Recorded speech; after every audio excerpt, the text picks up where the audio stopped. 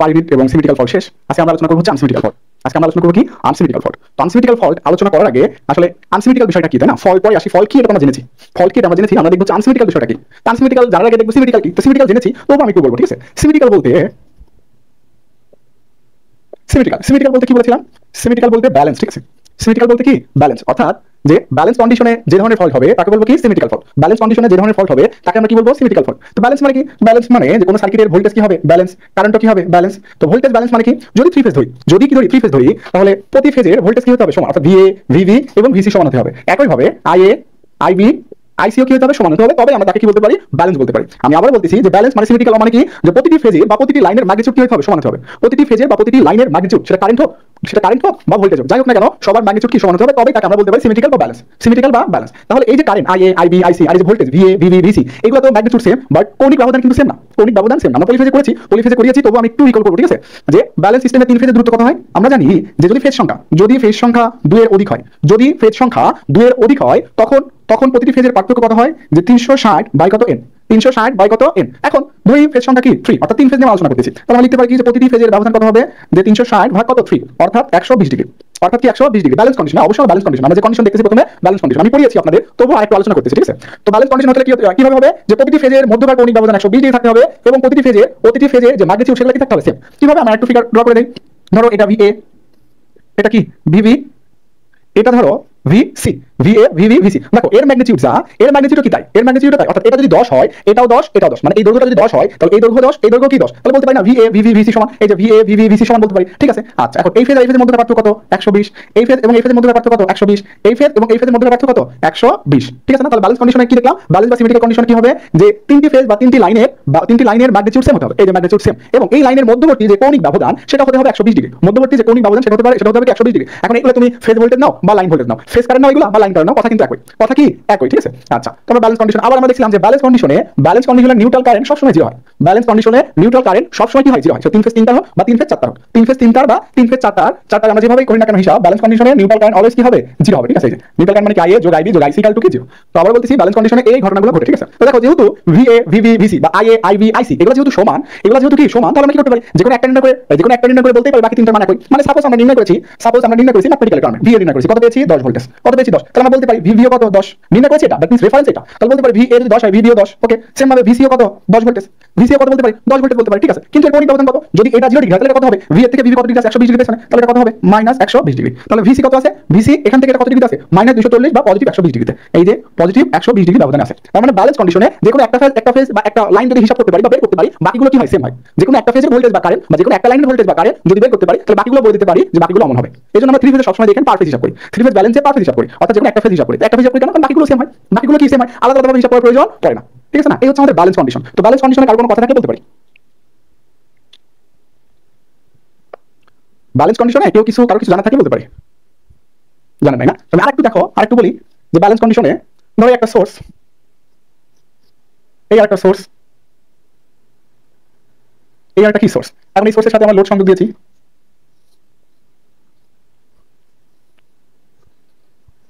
সোর্সের সাথে কি দিয়েছি লোড সংযোগ দিয়েছি, তাহলে এটা কত পেয়েছিলাম 10 অ্যাঙ্গেল অফ 0, এটা এ, এটা বি, এটা কি সি, এটা কত পেয়েছিলাম 10 অ্যাঙ্গেল অফ -120, এটা পেয়েছিলাম 10 অ্যাঙ্গেল অফ প্লাস 120, ঠিক আছে? আচ্ছা, ব্যালেন্স যদি ব্যালেন্স হয় তাহলে এই যে লোড এই তিনটা লোডের মান অবশ্যই সমান হতে হবে, এই তিনটা লোডের মান অবশ্যই সমান হতে হবে। তার মানে এটা যদি 5 ওহম হয়, এটাও 5 ওহম হতে হবে। তার মানে এই সার্কিটটা আমরা বলতে পারি ব্যালেন্স, সার্কিটটা কি বলতে পারি ব্যালেন্স বলতে পারি। তাহলে দেখো যেহেতু এটা সমান, তার মানে এর ভোল্টেজ সমান, যেহেতু এটা সমান, সুতরাং এর কারেন্ট সমান, তার মানে ওভারঅল যে সার্কিটটা সেটা ব্যালেন্স সার্কিট, ঠিক আছে? সেটা কি সার্কিট ব্যালেন্স সার্কিট। তো আমরা ব্যালেন্স দেখলাম, এখন আসবো আনব্যালেন্স। কিসে আসবো আনব্যালেন্স, ঠিক আছে? আনব্যালেন্স কিভাবে ঘটে দেখো, আমরা যদি এই ফেজে সাপোজ এখানে যে লোড আছে এখানে দিলাম হচ্ছে 3, যে কোনো একটা চেঞ্জ করে দিলাম, যে কোনো একটা চেঞ্জ বা যে কোনো দুইটা চেঞ্জ যাই বলি না কেন, যে কোনো একটা চেঞ্জ করে দিলাম, তাহলে এখানে কত 3, এখানে কত 2, এখানে কত 5, এখানে 3, এখানে 2, এখানে 5, আনব্যালেন্স কিন্তু হয়ে গেছে। লোড সমান না, ব্যালেন্স হতে হলে লোড এবং সোর্স তো সারা জীবনে ব্যালেন্স, সোর্সকে আনব্যালেন্স করার কোনো ওয়ে নাই, ঠিক আছে? সোর্স ভোল্টেজ উৎপন্ন করবে সেটা অবশ্যই ব্যালেন্স উৎপন্ন করবে, সোর্স ভোল্টেজ যেটা উৎপন্ন করবে সেটা অবশ্যই কি, মানে সোর্সের কাজটা কি ভোল্টেজ উৎপাদন করা, এবং লোডের কাজটা মানে সোর্সের কাজ ভোল্টেজ উৎপাদন করা, দ্যাট মিন্স পাওয়ার সাপ্লাই দেওয়া, পাওয়ারটা কি সাপ্লাই দেওয়া, অর্থাৎ সোর্স সবসময় ব্যালেন্স পাওয়ার সাপ্লাই দিবে, যেহেতু ব্যালেন্স ভোল্টেজ উৎপন্ন করবে তার মানে সোর্স সবসময় কি ব্যালেন্স পাওয়ার সাপ্লাই দিবে, ঠিক আছে? আর লোড কি করবে, লোড হচ্ছে পাওয়ার অ্যাবজর্ব করবে, সোর্স পাওয়ার সাপ্লাই করবে, লোড পাওয়ার কি করবে অ্যাবজর্ব করবে। এখন যদি লোড আনব্যালেন্স হয়ে যায়, লোডটা যদি আনব্যালেন্স মানে এর মান যদি ভিন্ন হয়ে যায়, তাহলে এর কারণে কি হয়ে যাবে, ভিন্ন হয়ে যাবে, এর কারণে কি ভিন্ন হবে, তাহলে এর পাওয়ারটা কি আসবে, ভিন্ন পাওয়ার আসবে, তখন এখানকার পাওয়ার এই পাওয়ার সাপ্লাইটাও ভিন্ন আসবে। বাট ভোল্টেজ সোর্সের কাজটা তো ভোল্টেজ উৎপন্ন করা, সে ভোল্টেজ উৎপন্ন করবে সবসময় ব্যালেন্স, বাট কারেন্ট হয়ে যাবে কি আনব্যালেন্স, কেন, কারণ লোড আনব্যালেন্স হয়ে গেছে। তাহলে আনব্যালেন্স করতে কি করতে হবে, যে লোডগুলো তিনটা লোডের মান ভিন্ন দিতে হবে, অথবা এমন কোনো পদ্ধতি করতে হবে যাতে তিনটা লোড কি হয়ে যায়, অভিন্ন আকার হয়ে যায়। কিরকম, ধরো এটা 5 অভিন্ন না মানে ভিন্ন হয়ে যায়, এটাও 5 এটাও 5, কোনো ক্রমে এটা গ্রাউন্ডের সাথে লেগে গেছে, কোনো ক্রমে এটা গ্রাউন্ডের সাথে কি লেগে গেছে। তাহলে এবার দেখো এটা যেহেতু গ্রাউন্ডের সাথে লেগে গেছে, কারেন্ট এদিকে চলে যাবে, তার মানে এর কারেন্ট একটা ডিফারেন্স চলে আসবে। তো যখন ডিফারেন্স চলে আসবে তখন সেটা বলবো আমরা সিস্টেমটা কি আনব্যালেন্স। সিস্টেমটা কি আমরা আনব্যালেন্স, অর্থাৎ আনব্যালেন্স ঘটনা ঘটাইতে হলে হয় লোডটাকে ভিন্ন ভিন্ন তিন ফেজ লোডটাকে ভিন্ন ভিন্ন মানে বসাইতে হবে, অথবা সার্কিটে যে কোনো এক ধরনের পরিবর্তন আনতে হবে। সোর্সের এখানে পরিবর্তন আনা সম্ভব না, সোর্সটা সারা জীবনে ব্যালেন্স, সার্কিটের যে কোনো এক জায়গায় পরিবর্তন আনতে হবে, এনে সেটা আমরা কি করবো, আনব্যালেন্স করবো। তাহলে এই ধরনের পরিবর্তন মানে কি ফল্ট, এটা কি ফল্ট, তার মানে লোড আনব্যালেন্স সংযোজিত হবে, অথবা যে কোনো এক ফেজে একটা ফল্ট হতে হবে, বা যে কোনো দুই ফেজে ফল্ট হতে হবে। যদি হয়ে যায় তাহলে এই তিনজনের মধ্যে কারেন্ট ডিফারেন্স ঘটবে, যার ফলে সেটাকে আমরা বলবো আনব্যালেন্স সিস্টেম। এই তো আনব্যালেন্স সিস্টেম শেষ। আনব্যালেন্স এবং ব্যালেন্স নিয়ে কারো কোনো কিছু জানার আছে কিনা, যদি জানার থাকে তাহলে বলতে পারি। আনব্যালেন্স এবং ব্যালেন্স সিস্টেমে কারো কিছু জানার থাকলে বলতে পারি। আনব্যালেন্স, আচ্ছা আনব্যালেন্স কিভাবে ঘটবে তাই তো। হ্যাঁ, আনব্যালেন্স ঘটার শর্ত হচ্ছে দুটো।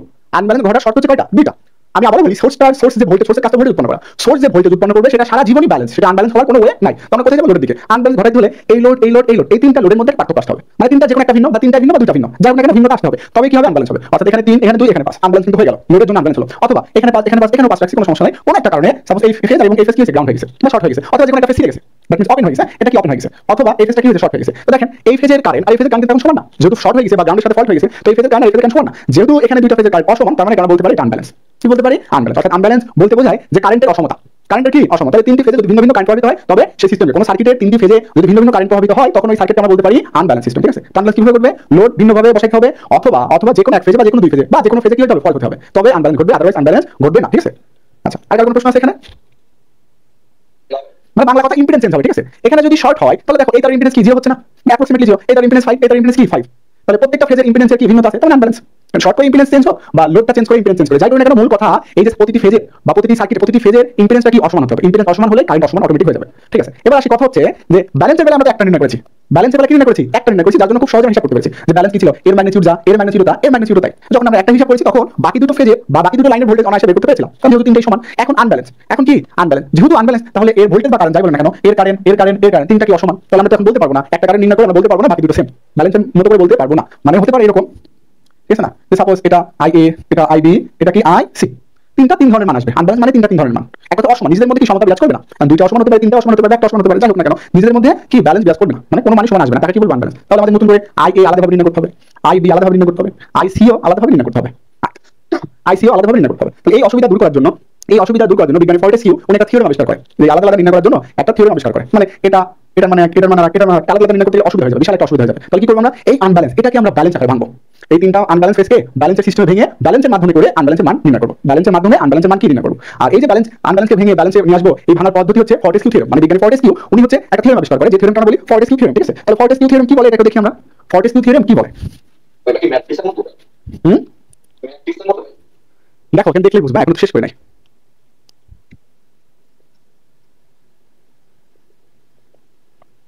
দেখো ফর্টেসকিউ থিওরেম, তো ফর্টেসকিউ থিওরেম কি বলেছে, উনি বলেছে n-1 সিস্টেম হবে কি ব্যালেন্স, n-1 তম সিস্টেম হবে কি ব্যালেন্স ফেজর। ঠিক আছে, অর্থাৎ n বলতে কি ফেজ, ফেজ মানে আমরা জানি তিনটা, এখানে কয় ফেজ নিয়ে আলোচনা করতেছি আমরা, তিন ফেজ নিয়ে আলোচনা করতেছি। n-1 সিস্টেম হবে ব্যালেন্স এবং একটি হবে কোফেজর, একটি হবে কি কোফেজর। ঠিক আছে, n-1 তম সিস্টেম হবে কি ব্যালেন্স ফেজর, আরেকটি হবে কি কোফেজর। n-1 তম হবে কি ব্যালেন্স ফেজর, আরেকটি হবে কি কোফেজর। ঠিক আছে, তাহলে দেখো ব্যালেন্স ফেজর বা ব্যালেন্স সিস্টেম কয়টা হবে, এখানে n বলতে কয়টা জানি আমরা, তিনটা, তাহলে n-1 তম আসতেছে কয়টা, দুইটা, তাহলে দুইটা হবে কি ব্যালেন্স, দুইটা হবে কি ব্যালেন্স। আচ্ছা, আর একটা হবে কি কোফেজর, একটা হবে কোফেজর বা কোসেজাল যাই বলো না কেন, একটা হবে কি কোফেজর। তাহলে দুইটা ব্যালেন্স আর একটা কি কোফেজর, এইটার মাধ্যমে আমরা নির্ণয় করবো হচ্ছে কি আনব্যালেন্স সিস্টেম। তাহলে এখন এই যে আনব্যালেন্স সিস্টেম, এটা কি দুইটা ব্যালেন্স এবং একটা কোফেজর কিভাবে ভেঙে উপস্থাপন করবো সেটাই দেখাবো। যাই হোক, এতক্ষণ যতটুকু বলেছি এতটুকু যদি কারো কোনো সমস্যা থেকে থাকে তাহলে বলতে পারি, এতক্ষণ যা বললাম এতটুকু যদি কারো সমস্যা থেকে থাকে বলতে পারি, সমস্যা নাই। ঠিক আছে, তাহলে এবার আসি আমরা আনব্যালেন্সটা কিভাবে ভাঙবো।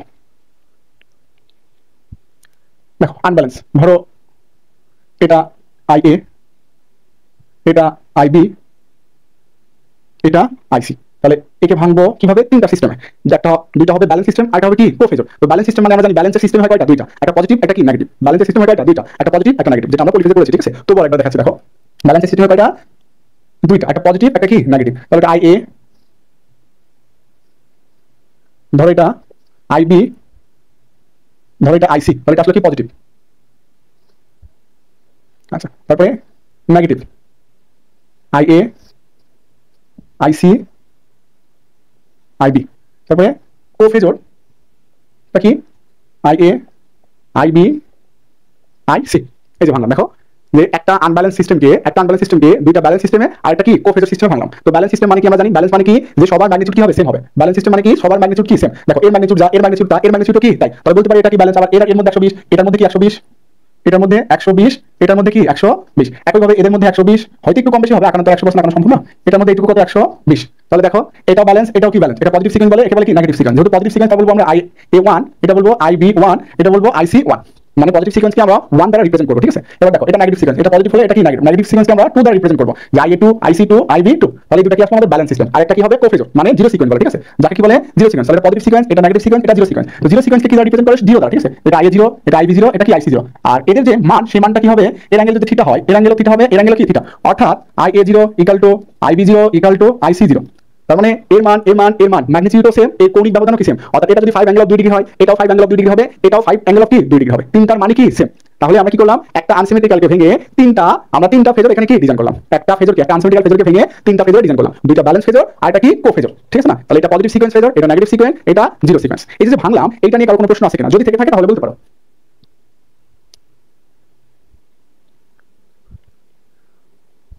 প্রশ্ন নাই না, ঠিক আছে। তাহলে এই যে ভাঙলাম, এখন আমরা কি নির্ণয় করব। তাহলে আই ইকুয়াল টু কি দাঁড়ালো, দেখো সবাই, আই এ ভেঙে কি পেয়েছি, এ কয়টা পেয়েছি, একটা দুইটা তিনটা। অর্থাৎ IA1 যোগ IA2 যোগ IA0, অর্থাৎ তিনটা সিকোয়েন্স যোগ করে আমরা আই পাবো, একটা ফেজ পাবো, তাই না। সেম ভাবে IB1 যোগ IB2 যোগ IB0, তিনটা আছে, তিনটা নিয়েছি। আইসি, একটা আইসি ভেঙে কয়টা বানাইছি, এখানে একটা আইসি, এখানে একটা আইসি, এখানে আরেকটা আইসি। তাহলে তিনটা আইসি যোগ করে দাও, যে IC1 যোগ IC2 যোগ IC0, ঠিক আছে না। তাহলে আমরা এইভাবে জিরো সিকোয়েন্স কম্পোনেন্ট যদি দেওয়া থাকে, অর্থাৎ সিমেট্রিক্যাল কম্পোনেন্ট বলে, এই তিনটাকে একত্রে আবার সিমেট্রিক্যাল কম্পোনেন্ট বলে। তিনটাকে একত্রে কি বলে, সিমেট্রিক্যাল কম্পোনেন্ট। অর্থাৎ সিমেট্রিক্যাল কম্পোনেন্ট যদি আমাদের দেওয়া থাকে, তখন আমরা লাইন কারেন্ট বের করতে পারবো বা ফেজ কারেন্ট। লাইন কারেন্ট বা ফেজ কারেন্ট অনায়াসে বের করতে পারবো, যে সিমেট্রিক্যাল কম্পোনেন্টের মাধ্যমে লাইন কারেন্ট বা ফেজ কারেন্ট অনায়াসে আমরা কি বের করতে পারবো। এখন প্রশ্ন হচ্ছে যে প্রশ্নে তো আর এই এ এর সিমেট্রিক্যাল বা সিকোয়েন্স এবং বি এর সিকোয়েন্স এবং সি এর সিকোয়েন্স একসাথে 9টা দিয়ে দিবে না, একসাথে 9টা দিয়ে দিবে না, যে কোনো তিনটা দিবে। হয় A1 A2 A0 দিয়ে দিবে প্রশ্নে, অথবা B1 B2 B0 দিয়ে দিবে, অথবা C1 C2 C0 দিয়ে দিবে। তো ম্যাক্সিমাম ক্ষেত্রে এ এর রেসপেক্ট অঙ্কন করতে বলে, অর্থাৎ এ এর রেসপেক্টে দেওয়া থাকে, যে IA1 দেওয়া আছে, IA2 দেওয়া আছে, IA0 দেওয়া আছে। তুমি এখান থেকে বাহির করো যে IA IB IC, মানে এগুলা দেওয়া থাকে, ঠিক আছে। তো আমরা এখন IB1 কে I1 দ্বারা রিপ্রেজেন্ট করব, IB2 কে I2 দ্বারা রিপ্রেজেন্ট করব, সেম ভাবে IC1 কে এটা দ্বারা, IC2 কে এটা দ্বারা রিপ্রেজেন্ট করব, ঠিক আছে। কারণ একটাই দেওয়া থাকবে প্রশ্নে, যে কোনো একটা সিকোয়েন্স দেওয়া থাকবে, ঠিক আছে। তাহলে আমরা এখন আগাই IB1 IA1 এ যাইতে হবে, ঠিক আছে। দেখো এখান থেকে এটা কত ডিগ্রিতে আছে। আচ্ছা, এখানে একটু কথা বলি, যে আমরা কিছু প্রতীক ব্যবহার করব। এটাকে বলে আলফা, আলফা মানে 1 অ্যাঙ্গেল অফ 120, ঠিক আছে না। আর এটা হচ্ছে আলফা স্কয়ার, আলফা যদি 1 অ্যাঙ্গেল অফ 120 হয়, তাহলে এর স্কয়ার হবে কি alpha alpha square equal to 1 angle of 240। মানে প্রতীকগুলো ইউজ করলে আমাদের একটু সুবিধা হবে হিসাব করতে, ঠিক আছে। প্রতীক ইউজ করতে হবে এমন কোনো মানে নাই, ঠিক আছে। এই যে আমরা এখানে অপারেটর নিলাম, এই অপারেটর যে ব্যবহার করতে হবে এমন কোনো মানে নাই, ব্যবহার করলে সুবিধা হবে আর কি, ঠিক আছে। IB1, তো IB1 রিপ্রেজেন্ট করব কি দ্বারা বলো তো, IA1 থেকে, IA1 দ্বারা। তাহলে IA1 থেকে IB1 কত ডিগ্রি আছে, -120 ডিগ্রি আছে, অথবা +240 ডিগ্রি আছে। তাহলে লিখতেই পারি যে আলফা স্কয়ার IA1, অর্থাৎ IB1 যেই কথা, আলফা স্কয়ার IA1 ও কি একই কথা। সেম ভাবে IB2 মানে কি, এখানে তারা রিপ্রেজেন্ট করব কি দ্বারা, IA2 দ্বারা। তাহলে IA2 থেকে এখানে আসলে কি লাগবে, 120 ডিগ্রি ঘুরাইতে হবে। 120 ডিগ্রি সামনে দিকে আগালাম, আগে দেখি এর ম্যাগনিটিউড কি, তাই তাহলে আমরা লিখতে পারি IA2, অর্থাৎ IB2 যেই কথা, আলফা IA2 সেম কথা। তো আমরা তো জানি এই তিনটা জিরো সিকোয়েন্সের মান এবং কৌণিক ব্যবধান সেম, এখানে আমরা লিখতে পারি IA0। একই ভাবে দেখো IC1 মানে এখান থেকে মানে এটাকে এটা দ্বারা রিপ্রেজেন্ট করব, তাহলে এখান থেকে নষ্ট কত ডিগ্রি লাগবে, +120। তাহলে দাও আলফা IA1 প্লাস IC2 কে IA2 দ্বারা রিপ্রেজেন্ট করব, এখান থেকে এইটুকু আসলে কত লাগবে, 240। তাহলে স্কয়ার দেই, যে I স্কয়ার IA2, তাহলে IC0 যা IA0 কি তাই IA0। এই হচ্ছে আমাদের প্রুফ। অর্থাৎ সিমেট্রিক্যাল কম্পোনেন্ট থেকে ফেজ কারেন্ট বা লাইন কারেন্ট বের করার প্রমাণ, সিমেট্রিক্যাল কম্পোনেন্ট থেকে ফেজ কারেন্ট বা লাইন কারেন্ট বের করার প্রমাণ। যদি কারো কোনো প্রশ্ন থাকে তাহলে করতে পারো।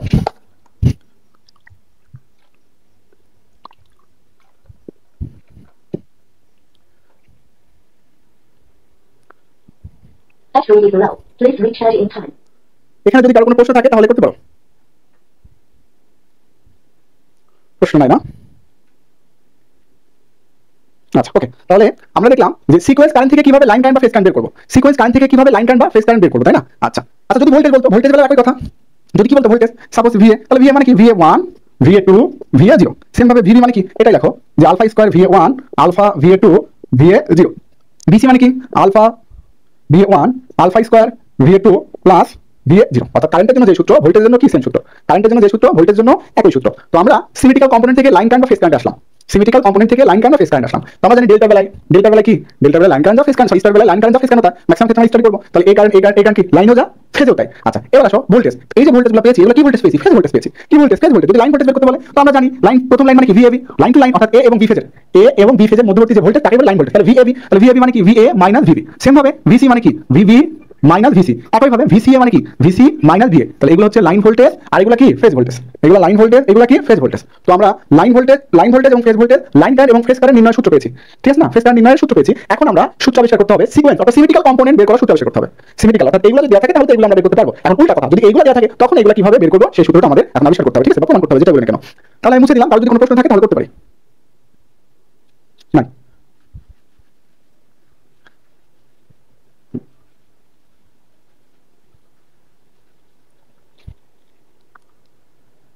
তাহলে আমরা কি পেয়েছি? আইএ মানে IA1, IA2, IA0।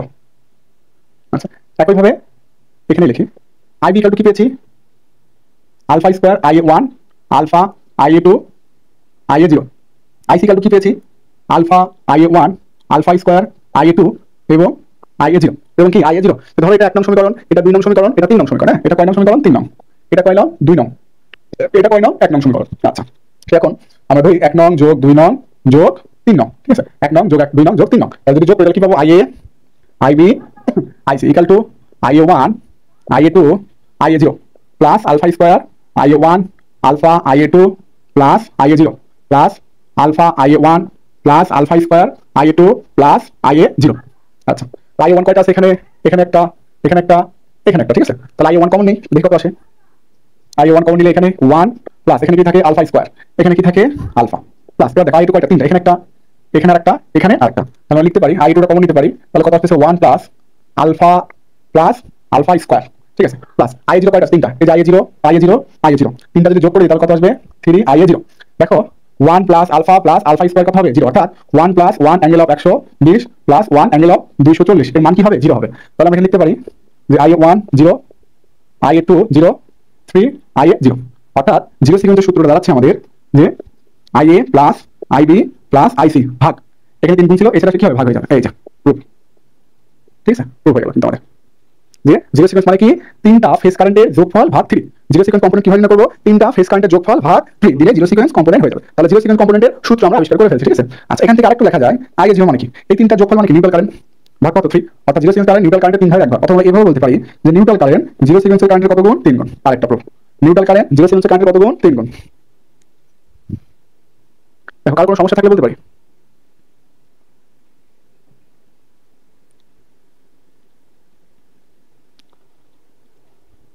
আচ্ছা, সমস্যা নেই না, তাহলে এটা মুছে দিলাম। ঠিক আছে, না বুঝবো না, মুছা ছাড়াও করা যাবে না, মুছেই দিই। জিরো সিকোয়েন্স নির্ণয় করেছি, এবার আসি পজিটিভ সিকোয়েন্স বা নেগেটিভ সিকোয়েন্স যে কোনো একটা, সেটা কিভাবে নির্ণয় করবো? দেখো 1 নংকে 2 নংকে আলফা দ্বারা, 2 নং সমীকরণকে আলফা এবং 3 নং সমীকরণকে আলফা স্কয়ার দ্বারা গুণ করে যোগ করি, ঠিক আছে। আচ্ছা, তাহলে আমরা করি 1 নং সমীকরণ মানে কি? এটা কি আলফা না, এটা না, সরি 2 নং সমীকরণ মানে কি? এটা লাগে যোগ করে এখানে IA প্লাস IB সাথে কি গুণ করেছি আমরা? IB সাথে আলফা গুণ করেছি। তাহলে এখানে আলফা দেই, IB যোগ সবার এই সাইড আমরা যোগ করে নিচ্ছি আগে। IC অর্থাৎ 3 নং সমীকরণের সাথে কি গুণ করেছি? Alpha square. তাহলে আলফা স্কয়ার দি IC। ঠিক আছে, আচ্ছা ওকে। তারপরে এখন আসি আবার এইটাতে IA1 যোগ IA2 যোগ IA0 প্লাস 2 নং সমীকরণের সাথে সবার সাথে কি যোগ হবে? আলফা। তাহলে গুণ হবে আলফা। তাহলে এটার সাথে কি আছে? আলফা স্কয়ার, আবার কি আছে? আলফা। তাহলে কি হবে? Alpha Q A1 plus alpha তাহলে কি হবে? আলফা স্কয়ার A2 প্লাস কিছু নাই, শুধু আলফা আছে, তার মানে আলফা IA0 প্লাস 3 নং সমীকরণের সাথে কি হবে? আলফা স্কয়ার, এখানে আছে আলফা, এখানে আলফা স্কয়ার, তাহলে কি হবে? Alpha Q IA1। আচ্ছা, প্লাস এখানে কি আছে? আলফা স্কয়ার, এখানে কি আছে? আলফা স্কয়ার, তাহলে কি হবে? Alpha 4 IA2 plus alpha square IA0। আচ্ছা, যদি দিয়ে দিই তাহলে শেষমেশ কি আসলো? IA plus alpha IB plus alpha square IC।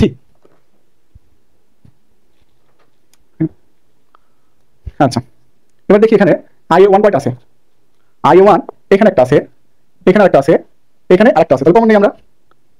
IA1 যদি কমন নেই তাহলে এখানে কি আছে? শুধু 1 প্লাস এখানে কি পাবো? আলফা কিউ প্লাস এখানে কি পাবো? Alpha Q. ওকে, এবার আসি I2 কয়টা আছে? 3টা। এখানে একটা, এখানে আরেকটা, এখানে আরেকটা।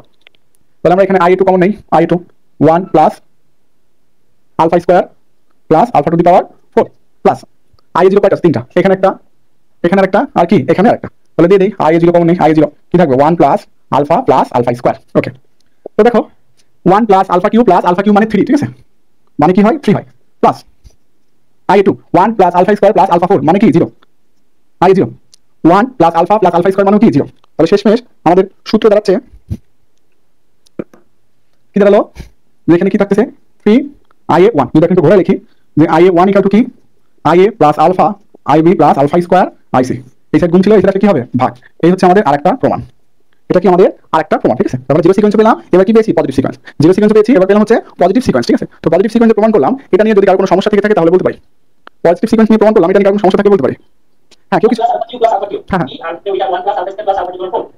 কিভাবে জিরো আসলো তাই তো আচ্ছা 1 প্লাস আলফা কিউ এ মানে কি 1 প্লাস আলফা কিউ মানে কি 1 অ্যাঙ্গেল অফ 360 আলফা কিউ মানে কি 1 অ্যাঙ্গেল অফ 360 সেম ভাবে আলফা কিউ মানে কি 1 অ্যাঙ্গেল অফ 360 তাহলে তিনটা যোগ করে দিলে কত আসবে 3 আচ্ছা এবার আসি এইটা 1 plus alpha square plus alpha 4 এর মানে কি 1 প্লাস আলফা স্কয়ার মানে কি আলফা মানে 120 আলফা স্কয়ার মানে 240 আলফা কিউ মানে 360 আবার আলফা 4 মানে কি 360 এর সাথে 120 যোগ তার মানে ক্যালকুলেটর হয়ে গেল 360 যোগ 120 মানে 372 ঠিক আছে সরি 380 তাহলে 1 অ্যাঙ্গেল অফ 240 যোগ 1 অ্যাঙ্গেল অফ 480 ঠিক আছে তাহলে এখানে কত আসবে 0 দেখেন আমি আপনাদের শিখিয়েছিলাম এসি সার্কিটে যে সাপোজ 1 অ্যাঙ্গেল অফ 120 এর উপরে যদি আমরা স্কয়ার দেই তাহলে কোণ কি হয়ে যাবে এর উপরে যদি স্কয়ার দেই কোণ কি হয়ে যাবে ডাবল স্কয়ার দিলে কোণ ডাবল তার মানে কত হবে 1 অ্যাঙ্গেল অফ 240 এইজন্য আলফা যদি হয় 120 আলফা স্কয়ার হবে কি 240 ঠিক আছে মানে কোণের উপরে স্কয়ার থাকলে ডাবল হয়ে যায় একইভাবে এই কোণের উপরে এই কোণের উপরে যদি 3 দেই তাহলে কোণটা কয় গুণ হয়ে যাবে 3 গুণ কোণটা কয় গুণ 3 গুণ তাহলে 120 এর 3 গুণ মানে কি 360 এগুলো কিন্তু এসি সার্কিটে আপনাদের শিখিয়েছিলাম ফান্ডামেন্টালে যাই হোক যে প্রশ্ন ছিল সেই প্রশ্নের উত্তর পেয়েছি কিনা সবাই তো কথা বলি উত্তর পেয়েছি সবাই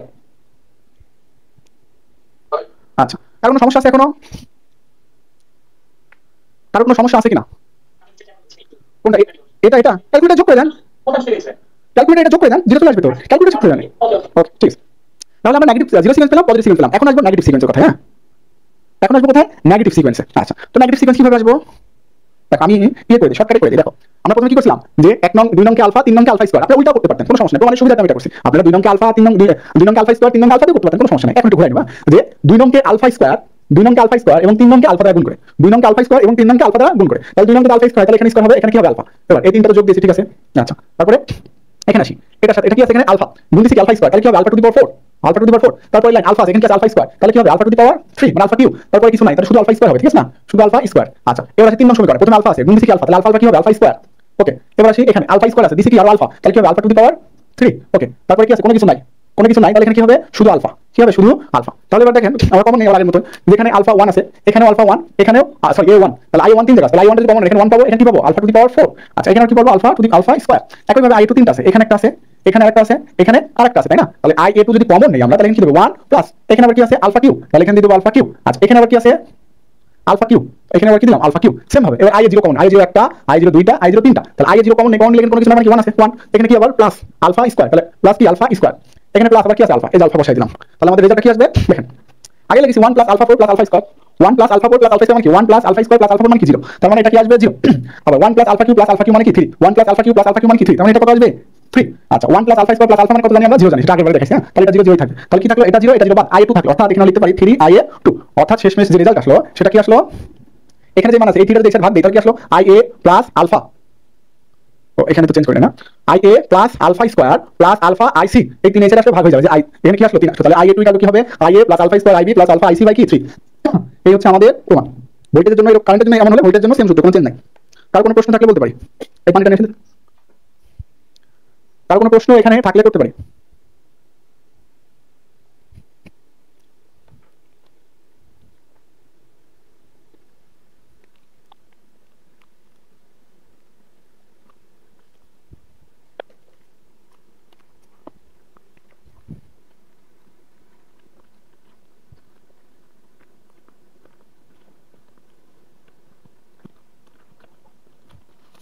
আচ্ছা কার কোনো সমস্যা নাই না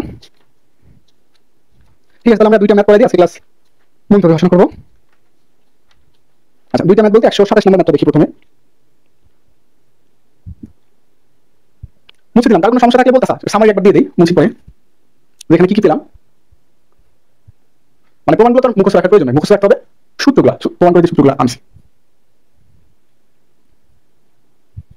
তাহলে আজকের ক্লাসের সামারি তাই না তারপর ম্যাথ যাও। প্রথমে কি করছি আমরা? Unsymmetrical fault. আনসিমেট্রিক্যাল ফল্ট কাকে বলে? যে সিস্টেমে যে ফল্টের কারণে বা সিস্টেমে যে অবস্থার কারণে প্রতিটি ফেজে অসম পরিমাণ কারেন্ট বিরাজ করবে তাকে বলে আনসিমেট্রিক্যাল ফল্ট। সিস্টেমে যে ধরনের ফল্ট হলে প্রতিটি ফেজে অসম পরিমাণ কারেন্ট বিরাজ করবে সেই ফলকে বা সেই অবস্থাকে কি বলে? Unsymmetrical fault. তো আনসিমেট্রিক্যাল ফল্ট কত প্রকার? 3 প্রকার। আগে বলেছি, হ্যাঁ প্রথম ক্লাসে বলেছি, আবার বলতেছি, রিভিউ করতেছি। আনসিমেট্রিক্যাল ফল্ট হচ্ছে 3 প্রকার। Positive line to ground fault, single line to ground fault, line to line fault এবং double line to ground fault. Unsymmetrical fault কয় প্রকার? 3 প্রকার। Single line to ground fault, line to line fault, double line to ground fault. এগুলো অনেক আগে বলেছি, এখন শুধু রিভিউ করলাম, এখানে দেখাইলাম না, ঠিক আছে? আচ্ছা, তো single line to ground fault, line to line fault, double line to ground fault এগুলো ঢুকবো। এগুলো ঢোকার আগে আমাদের সিমেট্রিক্যাল কম্পোনেন্ট কিভাবে বের করতে হয় এটা শিখতে হয়। এজন্য আমরা আজকে সিমেট্রিক্যাল কম্পোনেন্ট কিভাবে বের করব এটা শিখলাম। তো সিমেট্রিক্যাল কম্পোনেন্টের জন্য যে সূত্রগুলো আমরা আবিষ্কার করলাম সে সূত্র কি? প্রথমে ফেজ কারেন্ট, তাই না? তো ফেজ কারেন্ট মানে কি? IA0 IA1 IA2। একইভাবে বি ফেজ মানে কি? IA0 plus alpha square IA2 IA1 plus alpha IA2।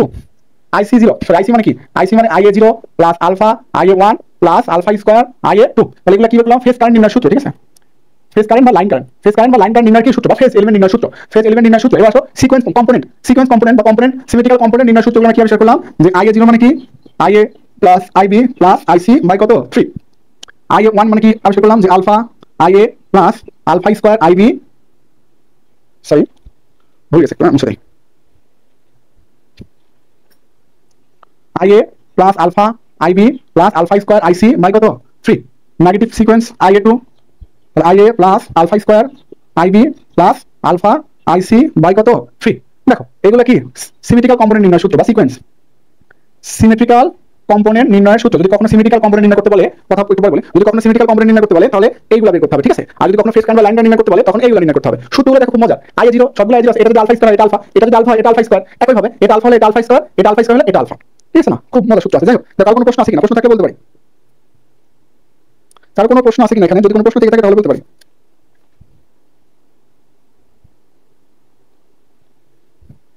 প্রশ্ন নাই, ঠিক আছে? তাহলে আমরা 127 নম্বর ম্যাথটা করব। 27 এবং 28 নম্বর ম্যাথটা করে দেব আজকে প্রথম ক্লাস হিসেবে। খুবই সহজ, আনসিমেট্রিক্যাল নির্ণয় খুবই সহজ। এগুলো শুধু প্রমাণগুলো একটু বুঝতে হয়। আচ্ছা, 127 অর্থাৎ প্রথম ম্যাথ, সিমেট্রিক্যাল কম্পোনেন্টের প্রথম ম্যাথ। দেখো সিমেট্রিক্যাল কম্পোনেন্টের প্রথম ম্যাথ। আচ্ছা, সিমেট্রিক্যাল কম্পোনেন্ট কি বলছে? The sequence voltage in the red phase are under. তার মানে রেড ফেজ মানে কি? আমরা ফেজ কি নির্ণয় করি? A B C দ্বারা রিপ্রেজেন্ট করি, অথবা আর ওয়াই বি দ্বারা কি রিপ্রেজেন্ট করি। তো এখানে বলছে আর এর সাপেক্ষে দেওয়া আছে, তার মানে ER0 কত দেওয়া আছে? 100 ভোল্টেজ, ঠিক আছে? তারপরে জিরো সিকোয়েন্স দেওয়া আছে, নেগেটিভ সিকোয়েন্স দেওয়া আছে কত? 200 অ্যাঙ্গেল অফ কত? 100 ভোল্টেজ। তারপরে ER2 নেগেটিভ সিকোয়েন্স দেওয়া আছে কত?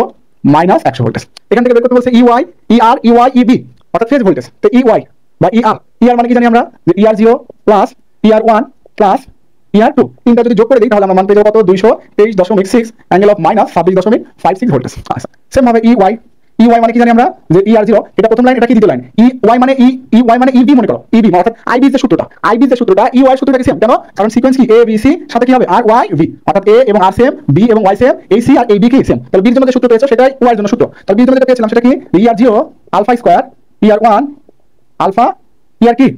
এখানে বসাই দাও, মানগুলো বসাই দিলে অঙ্ক হয়ে যাবে। তাহলে মান যদি বসাই দেই তাহলে আমাদের কত আসবে এখানে?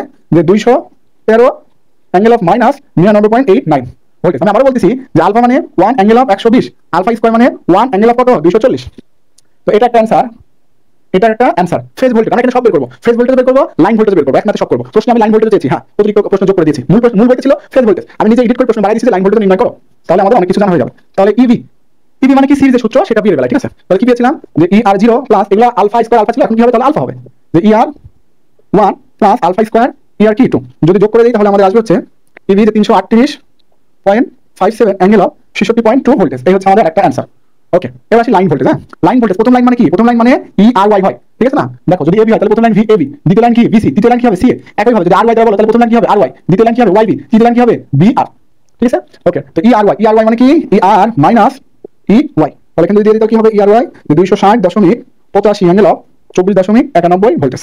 তারপরে দ্বিতীয় লাইন কি? EYB মানে কি? EY মাইনাস EB, দিলে আসবে হচ্ছে YB 547.7 অ্যাঙ্গেল অফ -108 ভোল্টেজ। একই ভাবে EBR ক্যালকুলেশন করলাম না, খাতায় লেখা সূত্রে বসালাম, রুলস এটাই, মানে হেরফের যদি হয় রুলস এটাই। তাহলে EB মানে কি? BBR EB minus ER, result আসবে কত? EBR 24.2, হ্যাঁ EBR কত? 414.4 অ্যাঙ্গেল অফ 98.75 ভোল্টেজ। এই আমাদের অ্যানসার। অর্থাৎ ফেজ ভোল্টেজ, তিনটা ফেজ, তিনটা লাইনের ভোল্টেজ পেলাম, শেষ। দেখো কার কোনো সমস্যা থাকলে বলতে পারো, কার কোনো যদি সমস্যা থাকে বলতে পারো।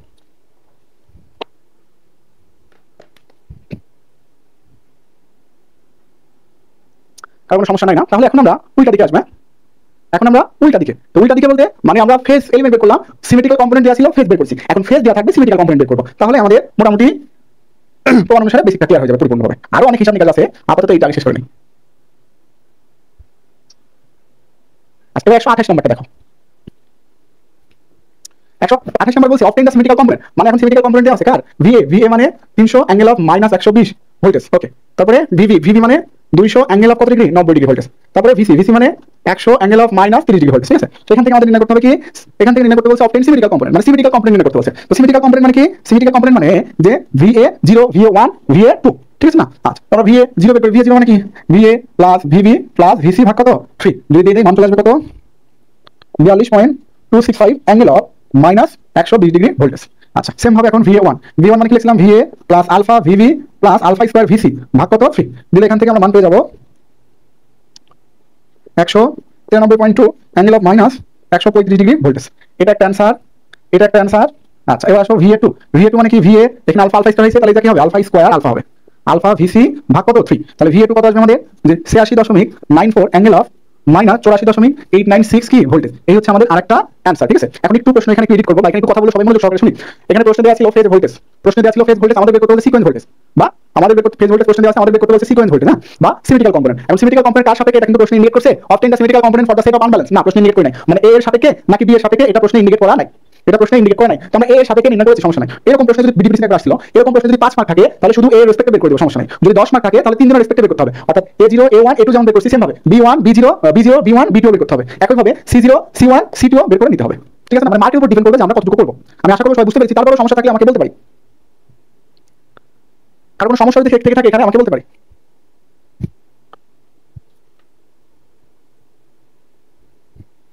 আচ্ছা, সমস্যা নাই।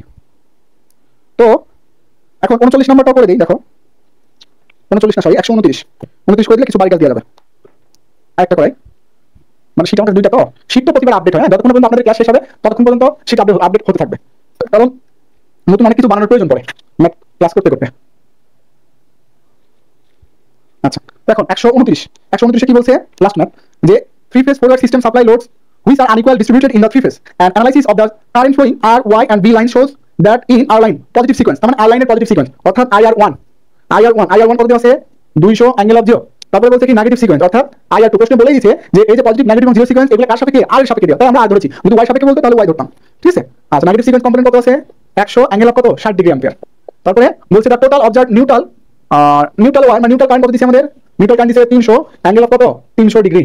এই যে প্রশ্নগুলো দিয়েছে, বের করতে বলছে calculate the current in the 3 lines, মানে 3 লাইনসের কারেন্ট বের করতে বলছে। 3 phase forward মানে star line current phase current কি সমান, তো বের করতে হবে IR IY এবং IB। তো এই যে R Y এবং B যে নির্ণয় করব, এর জন্য সিমেট্রিক্যাল কম্পোনেন্ট লাগবে। তো সিমেট্রিক্যাল কম্পোনেন্ট কিন্তু পূর্ণাঙ্গ আকারে নাই, আছে IR1 এবং IR2। তো IR0 আমাদের আগে লাগবে, তো আমরা জানি কি যে IR0 মানে কি, যে IN ভাগ কত 3, IR0 মানে কি IN ভাগ কত 3, তাহলে IR0 অনায়াসে বের করতে পারবো, যে 300 অ্যাঙ্গেল অফ 300 ভাগ 3, অর্থাৎ 100 angle of 300 degree ampere. Positive negative zero sequence আমরা পেয়ে গেছি। এখন আমরা অনায়াসে ফেজ কারেন্ট লাইন কারেন্ট বের করতে পারবো, যে IR0 IR1 IR2 তিনটা যদি যোগ করে দিই তাহলে কত আসবে 300 অ্যাম্পিয়ার কারেন্ট। এই হচ্ছে আমাদের একটা অ্যানসার। তারপরে IY মানে কি IR0 alpha square IR1 alpha IR2 দিলে কত আসবে 300 অ্যাঙ্গেল অফ -120 ডিগ্রি। এই হচ্ছে আমাদের অ্যানসার। তারপরে IB IR0 alpha IR1 alpha square IR2 মান বসে দিলে কত আসবে 0 অ্যাম্পিয়ার। এই হচ্ছে আমাদের 129 শেষ। দেখো খুবই সিম্পল ম্যাথ, এখানে বোঝানোর তেমন কোনো কিছু নাই। তারপর কার কোনো প্রশ্ন থাকলে করতে পারি এখানে।